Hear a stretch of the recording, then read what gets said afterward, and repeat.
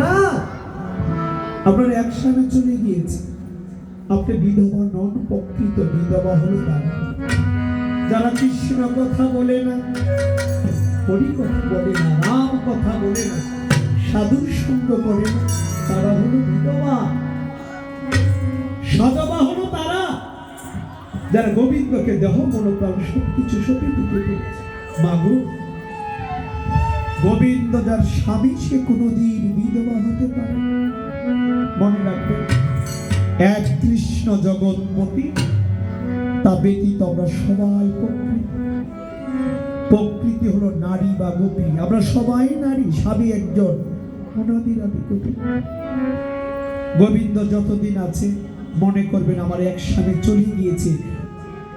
আপনার লৌকিক দৃষ্টিতে বিধবা, স্বামী নাই, আপনার সমাজ দৃষ্টিতে বিধবা, আপনার বাহ্যিক জগতে বিধবা, আপনার মায়ের স্বামী চলে গেছে এই কারণে।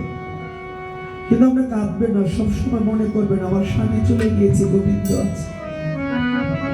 গোবিন্দ যতদিন আছে, গোবিন্দকে যারা স্বামী ভাবতে পেরেছে তারা কোনোদিন বিধবা হয়।